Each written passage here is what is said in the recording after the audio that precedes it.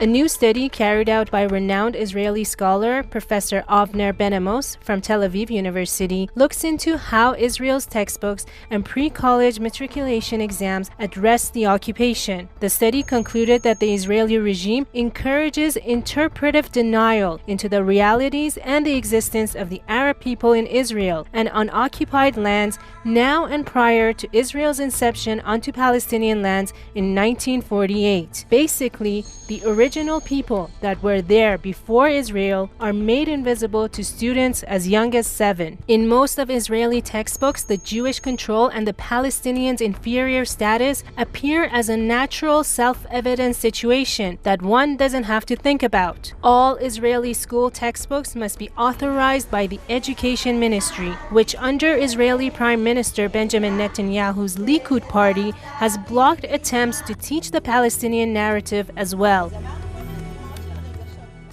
Since 1967, after Israel's invasion and occupation of Jerusalem al-Quds, textbooks began hailing the invasion and occupation as the great victory, and the general tone was self-satisfaction and unrestrained pride. This comes contrary to what the international community believes. All lands occupied by Israel are illegal, and this includes the Palestinian lands that the Israeli Ministry of Education is preaching to Israeli students. Is this a design strategy to erase the indigenous Arab or Palestinian population of Israel? It's not a matter of deception by the Ministry of Education. I think what this researcher, scholar, his findings emphasize, they put the emphasis on the master Zionist narrative and what it says in terms of geography, in terms of history, in terms of the attachment of the Jews to this land, which is being called the land of Israel, and their return to it, and their revival of their language and their culture. And all of this entails the repression and the marginalization of the indigenous Palestinians, their history, the geography of the place, the identity of the place, and their own culture.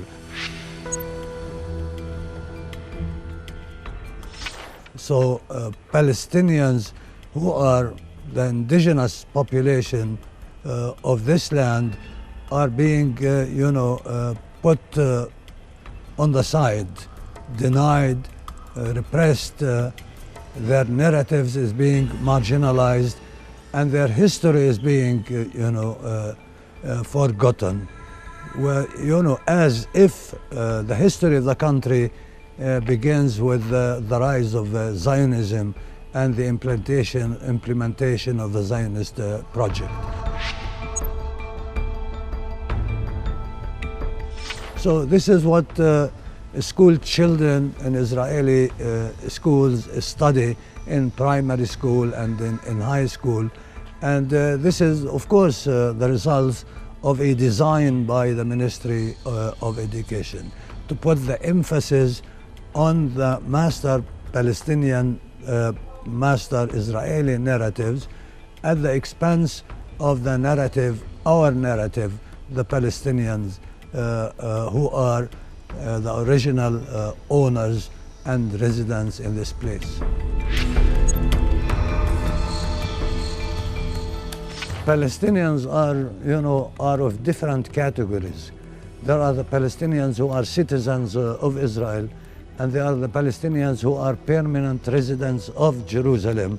They are all under Israeli, sovereignty. And there are the Palestinians who are in Gaza and the rest of the West Bank.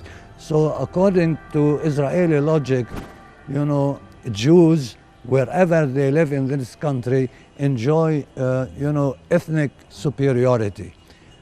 Jews are superiors, and Palestinians in varied degrees are subject to discrimination. Even Palestinians who are Israeli citizens suffer from pervasive discrimination in all areas of life.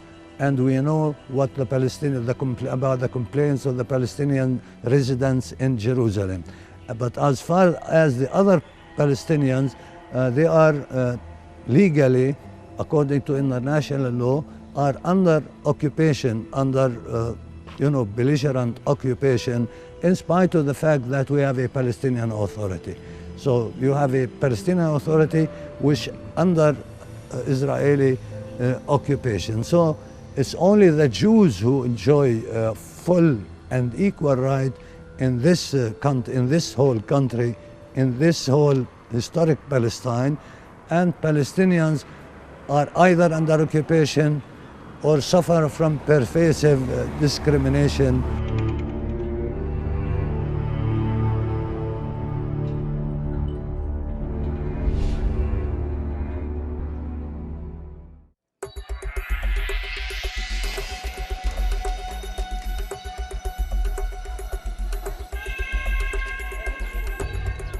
The study also pointed out to a denial of the repercussions that go with hiding the truth and covering up the realities politically for Israel. Those behind the report say that the cover-up is intentional and it is based on theological and ideological roots of a colonialist settlement movement. Israel has also managed to export its views to erase the Palestinian people from the history abroad too.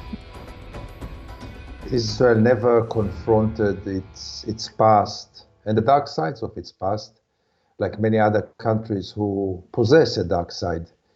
I was, I think, 20 or 25 when I first heard the word Nakba. We were never told anything about the Nakba. So we never told about the ruins of those 400 villages that Israel has erased in 48. It takes some courage, and it takes above all feeling of justice in order to confront your past. Until this very moment, unfortunately, Israel did not take this measure, and people know very little about the national collective past of this place. This is especially prevalent in the U.S. and spearheaded by the Israeli-backed Jewish group, the Institute for Curriculum Services. The group describes itself as a non-profit organization that works behind the scenes to change curriculum and textbook references about Jews, Judaism, and Israel. Anyone who does not confront the past feels that something went wrong in the past, because if you are totally convinced that everything was justified, then you have no reason to hide anything. Once you start to deny or to hide, that's a sign that somewhere inside you, something is telling you, you did wrong things, let's hide them. But you can't hide history, it will come.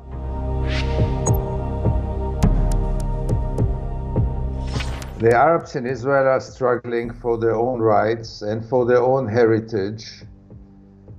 They do some efforts to do so, but in the same time they're also struggling to integrate into the Israeli society, which not always is open for them, but they have some achievements. But by the end of the day, they did not yet get what they deserve, and this is at least recognition of the catastrophe that they went through, their national catastrophe, namely the Nakba. The day that Israel will take responsibility for the Nakba, and maybe even apologize for the Nakba, this will be the day of opening new relations. There is one Palestinian people who is living in different places, namely because of the Nakba. Part of them are Israeli citizens, part of them live under the military occupation, part of them live in exile, part of them live in refugee camps, but they all share the same heritage and the same destiny, and they all deserve more respect for their own history, which Israel is deliberately ignoring.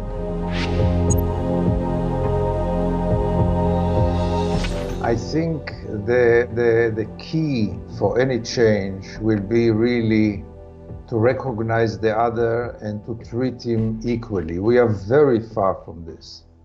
But we have at least to realize that once Israelis, Jewish Israelis, will treat the Palestinians equally, and will respect their history as the Jewish history should be respected, this will be the day of a beginning of a new chapter. And until this, and we are very far from this moment, until this, it's all about the international community to intervene, to try to get to any kind of ending the occupation, which is also very, very far away. And we'll have to continue in this depressing reality until this change will come, but it will come one day.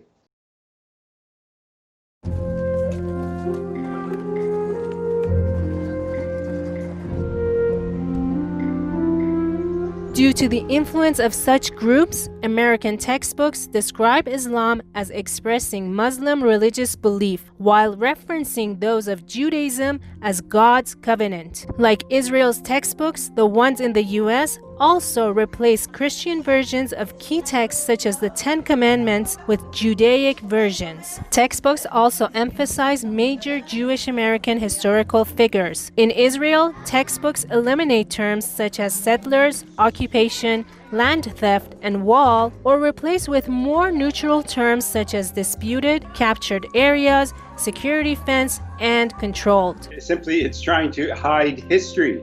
It's in the pretext of teaching history, it's creating a smooth myth about where Israel came from. It's biblical history. It uses the Bible as a history textbook, which is nonsense. The Bible is a great work of religious inspiration, but you don't build a society based on the Bible as a proof of anything that in the real world today. The Bible was written. We don't even know when most of the Bible was written, but it was accumulated in the late in about the 3rd century BC, and so what happened 1,000 years before that is basically part of the world of myth rather than of actual history. There's very little archaeological proof, and it's very contradictory. So that's what it's trying to hide. The Israeli textbooks emphasize Israeli claims to occupy territory in the Middle East, such as changing maps of the occupied Golan Heights as belonging to Israel rather than Syria. The books reference the Israeli regime's claims, such as Israel annexed occupied East Jerusalem as settled fact, without referencing lack of official recognition by other nation states. Finally, books delete all references to Palestinian territories. Well, it's trying to mold young minds, and those are the years when your beliefs and your way of thinking is it comes to a maturity in the ages from about 7 to 14. So those are very important years to imprint a message. And of course, the message it's imprinting is a false narrative, and but so it's very important that this false narrative be imprinted in the minds at a young age.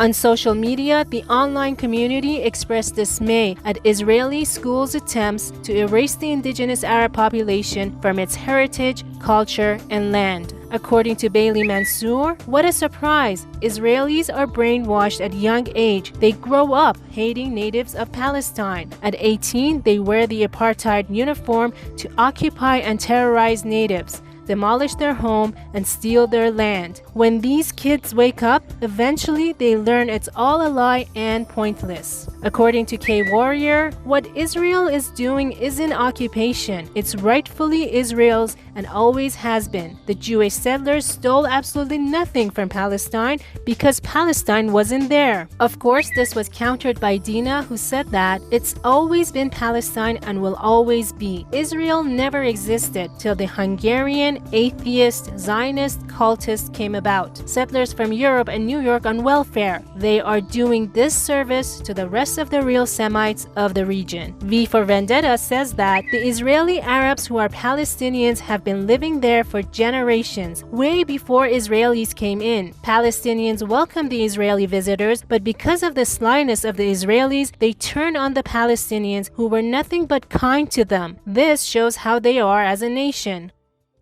The Zionist myth since the beginning of the 19th century says that Palestine is empty of population, and it is waiting for the Jews to return to their homeland and to re-establish their kingdom and their culture. The Palestinians did not exist for the Jews and for the Zionists since the early 19th century. So they came to this land according to their narrative, and to rebuild and to to build settlements and to pave the way for the immigration of Jews and for the creation of. So they used to deal with superpower, with England, with the Balfour Declaration, with the League of Nations. The Zionist leaders even talked to the Ottoman sultans, but they never related to the indigenous Palestinian population. For them, they are not, they are not something to reckon with and to deal with. They are an obstacle, and that obstacle can be overcome from their own perspective.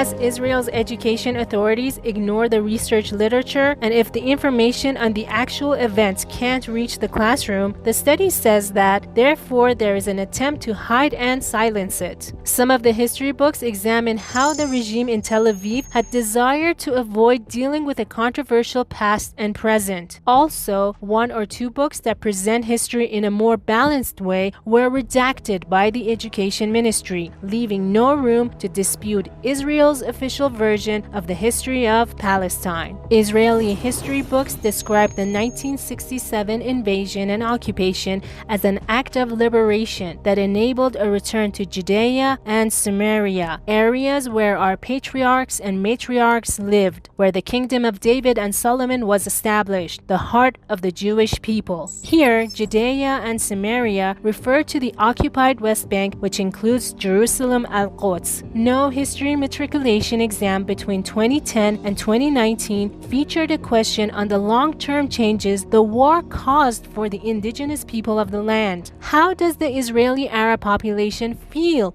about Israeli textbooks deleting them off the map of Palestine? Are they even aware of the situation? בואו נקרא לזה משהו אחר. הילדים והתלמידים צריכים לדעת היסטוריה. צריך לדעת כל מה שהולך בהיסטוריה. אם זה היה מישהו מרוצה מההיסטוריה הזאת או לא מרוצה. עם כיבוש, עם הכל, צריך לספר הכל. الواقع إن لازم كل طالب في إسرائيل إن كان عربي أو يهودي أو غيره يدرس الحقيقة ويعرف الحقيقة، لأن الحقيقة لا يمكن أن تختفي يوما ما، يجب أن تظهر، وعلى المعلم أن يظهر هذه الحقيقة كما هي بدون أي تحيز إما لعربي أو ليهودي. כל אוכלוסייה צריכה ללמוד על ההיסטוריה שלה, ולא יכול להיות במגזר הערבי יש אנשים גמרו תיכון ועד עכשיו לא מבינים מה זה הבטחת בלפור, ובהבטחת בלפור זה הסיבה שכל מה שנמצא המצב בארץ. المجتمع الإسرائيلي هو مجتمع متصدع وفيه انقسامات عديدة، والتصدع يحصل قوميا وأيضا ماديا وسياسيا واجتماعيا، ولذلك هو عبارة عن مجموعات التي لم ينجح رئيس الحكومة الأول دافيد بن غوريون بتحويلها إلى فرن منصهر، ولذلك بقيت هذه الانقسامات قائمة حتى اليوم وهي تمثل المجتمع الإسرائيلي.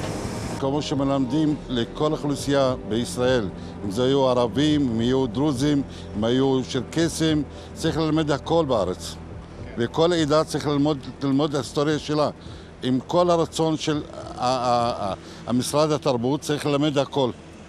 الكتب الإسرائيلية يجب أن تتحدث عننا كأقلية أصلانية نعيش في هذه الدولة، لأن لا تستطيع أن تتجاهلنا لأننا نحن مواطنين ولنا كامل الحقوق. No doubt that the education system in Israel, like in many other countries, is also an indoctrination system. It is, in many times, even a brainwash system.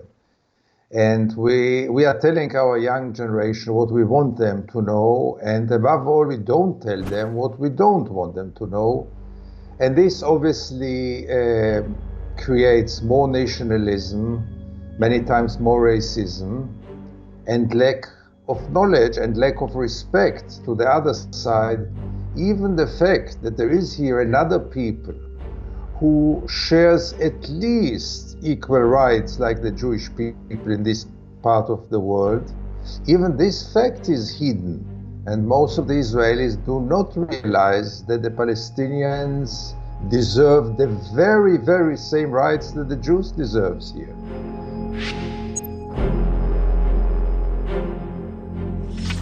In the first point is that they have a bad quality education. If your teachers don't really believe the narrative themselves, and they have to pass it on to those children, then it will not really stick with a lot of kids, because kids at those ages, they're also questioning. They look at authority and they say they'll size up a teacher and decide, oh, that person is not teaching us with his belief, with his own belief. He's just teaching us what he's supposed to teach. So if that's the case, then the children will not really absorb the teaching. And this, we've discussed this at an earlier interview, that the quality of education in Israel is very low compared to other countries. If you compare it to European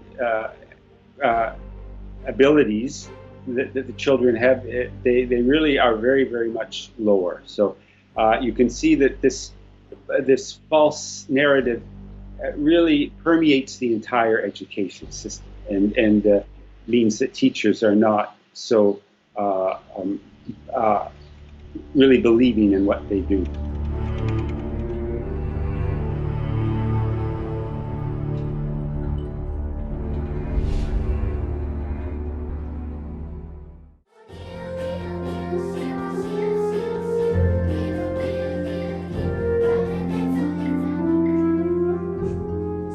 Textbooks mention nothing of expansion of Israel's borders, accessibility to holy sites by others, primarily Christian and Muslims, and the enlarging of the areas under settlement by Israelis. One Israeli textbook, about 40 pages in length for fourth graders, one of a series, is intended to provide a glimpse into various communities in Israeli society. But there's one thing it overlooks: the Palestinian indigenous people who don't have the same rights as the students and the families of the students that the book is targeted for. The only mention is a few words at the end of a sentence. Between 1.7 million and 2.9 million Palestinians who live in the region called Judea and Samaria, the book says, are not Israeli citizens. Israel's illegal control over millions of Palestinians isn't part of the work's message. In fact, the occupation is rarely a topic in schools. This reflects on the highly asymmetric reality. In this reality, the Israelis hold overwhelming power, which allows them to essentially ignore the Palestinians. Meanwhile, Israeli Arabs try to hold on to the memory of what they've lost a few generations ago and instill in their youth a desire to fight for it. The current trends in Israel are intended to distance the Israeli public, beginning at a very young age, from Israel's constant crimes against the Palestinians, all while justifying them in the face of international pressure.